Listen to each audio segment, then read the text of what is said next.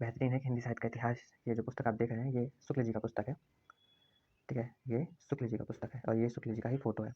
तो हिंदी साहित्य को पढ़ने के लिए 2 तरीके से पढ़ें, 2 भागों में डिवाइड करना, पहला पद्य, दूसरा गद्य।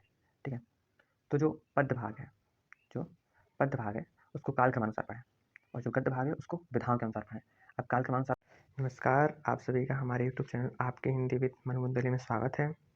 अगर आप इस चैनल पर नए हैं तो आप इसे लाइक करें, सब्सक्राइब करें और हो सके तो शेयर करें। यदि आपको लग रहा है ये उपयोगी है तो इसको सब्सक्राइब भी कर लीजिए और इसे शेयर भी कर दीजिए। धन्यवाद। चलिए आज से हम स्टार्ट करते हैं BHU और JNU और DU का संयुक्त रूप से तैयारी। ठीक है, और आज से हम हिंदी साहित्य को पढ़ने, समझने और हिंदी साहित्य का क्रमबद्ध अध्ययन करने का एक श्रृंखला ला रहे हैं जो आपके लिए बहुत उपयोगी होगी। लगभग सितंबर में सभी DU के हो या फिर JNU के एग्ज़ाम है। अभी BHU का कोई नोटिफिकेशन नहीं आया है, लेकिन BHU का एक नोटिफिकेशन ये आया है कि BHU में प्रवेश परीक्षा की तारीख जल्द ही सुनिश्चित की जाएगी, जल्दी फैसला लिया जाएगा। तो आप लोग तैयार रहें और BHU के भी जल्द से ही निकलने वाले हैं नोटिफिकेशंस। तो अगर आप इस नए चैनल पर नए हैं तो सब्सक्राइब करिए, लाइक करिए और शेयर करिए। आपकी सहायता के लिए मैं हमेशा तत्पर रहूँगा और जो भी क्वेरीज हों आप कमेंट सेक्शन में बता दीजिए।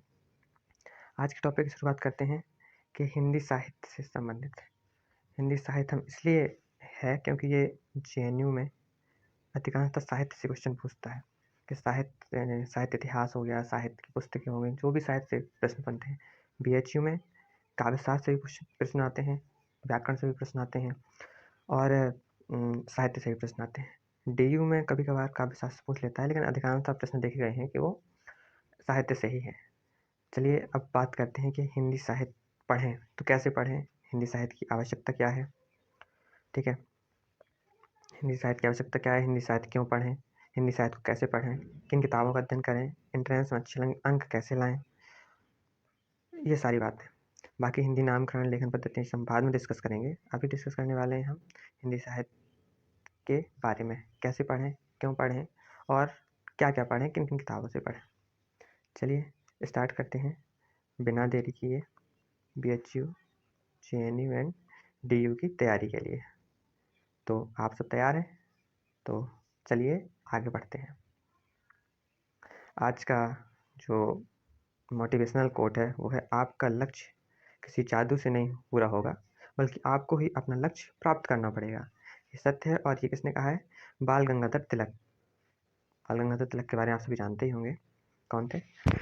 अब बात करते हैं कि हिंदी साहित्य को समझते हैं, आखिर क्या आवश्यकता है हिंदी साहित्य की। तो देखते हैं हिंदी साहित्य में बहुत सारा इतिहास लेखन हुआ है, पहले भी इतिहास लेखन हुआ था, लेकिन फिर इतिहास लेखन की आवश्यकता और हिंदी साहित्य में ही क्यों पड़ी। ठीक है, तो हिंदी साहित्य को समझने के लिए देखते हैं कि हिंदी साहित्य पुनर्लेखन लेखन की आवश्यकता इसलिए भी पड़ी, हालांकि पहले भी लिखा जा चुका है। राजा दासी हो गए, मिश्र बंधु, उन्होंने लिखा है हिंदी साहित्य का इतिहास, लेकिन उसको पुनः लिखने के लिए 2 कारण हैं। पहला है साहित्य चेतना। पहला कारण क्या है? पहला कारण है साहित्य चेतना। साहित्य चेतना। ठीक है, इस संदर्भ में आचार्य रामचंद्र शुक्ल कहते हैं कि प्रत्येक देश का साहित्य वहाँ की जनता की चित्तवृत्ति का संचित प्रतिबिंब होता है, अर्थात उस समय जनता के हृदय में क्या है, उस समय उनकी सोच क्या है, ये सारी चीज़ें वहाँ की जनता उस समय की जो सामाजिक चेतना है, उस समय का जो चिंतन है वो निश्चित करता है। पहले जो चिंतन हुआ करता था वह वर्तमान युग से बहुत अलग है। वर्तमान युगीन चिंतन है वैसा पहले नहीं हुआ करता था। जैसे आचार्य रामचंद्र शुक्ल के समय जो चिंतन हुआ करता था हिंदी साहित्य इतिहास को लेकर, आज 40 वर्ष 50 वर्ष पूर्व वैसा चिंतन शायद नहीं है।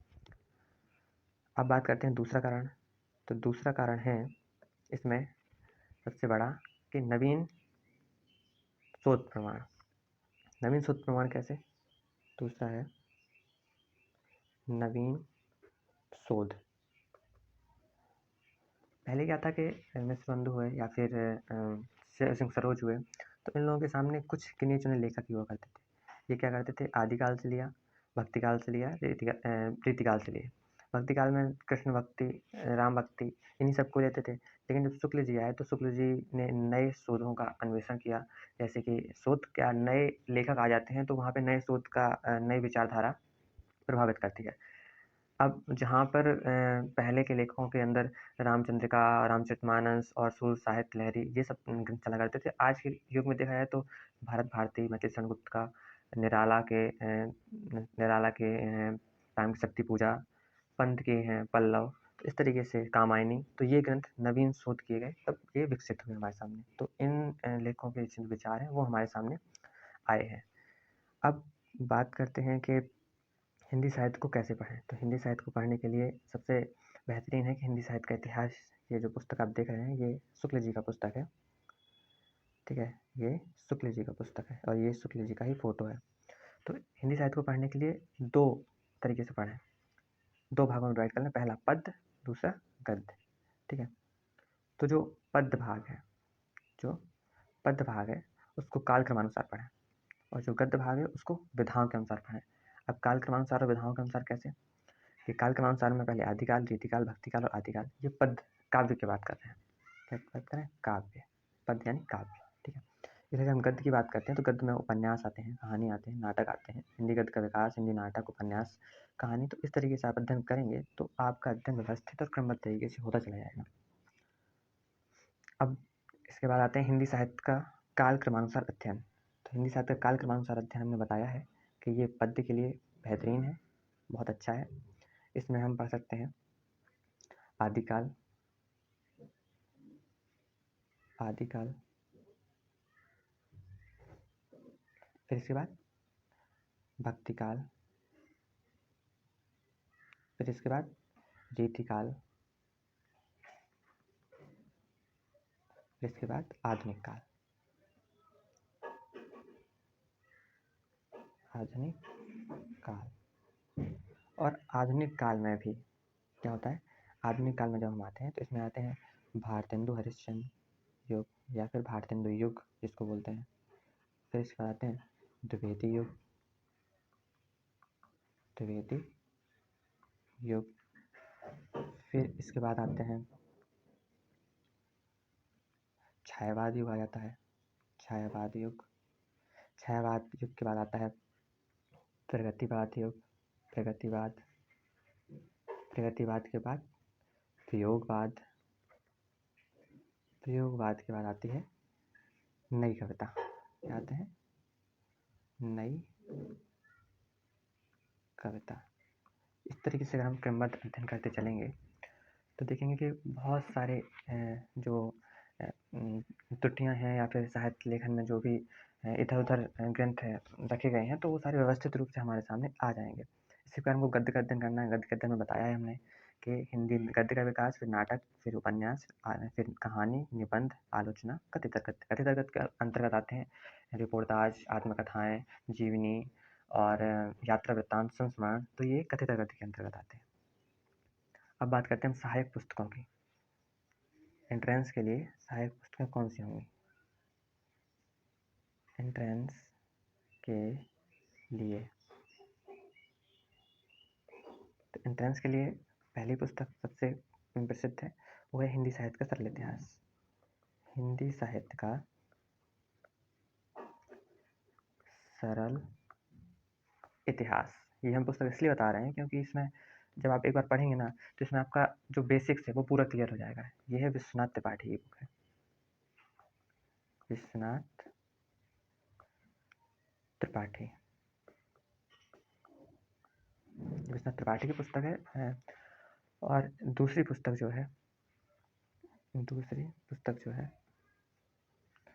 दूसरी पुस्तक वो किसकी है? वो है आचार्य रामचंद्र, हाँ, हिंदी साहित्य का इतिहास, आचार्य रामचंद्र शुक्ल। हिंदी साहित्य का इतिहास किसका? आचार्य रामचंद्र शुक्ल का, शुक्ल जी, ठीक है। इसके बाद जो तीसरा प्रमुख ग्रंथ है, तीसरा प्रमुख ग्रंथ, तीसरा प्रमुख ग्रंथ है वो है गोविंद पांडे। गोविंद पांडे की जो पुस्तक है वह है हिंदी भाषा एवं साहित्य का वस्तुनिष्ठ इतिहास। हिंदी भाषा एवं साहित्य का, हिंदी भाषा एवं साहित्य का का वस्तुनिष्ठ इतिहास। आप लोगों को एक एक टॉपिक अच्छे से पढ़ाया जाएगा। आप बिल्कुल चिंता ना करें, आपका पूरा सिलेबस कंप्लीट हो जाएगा। ये है गोविंद पांडे और सरस्वती पांडे। गोविंद पांडे और सरस्वती पांडे।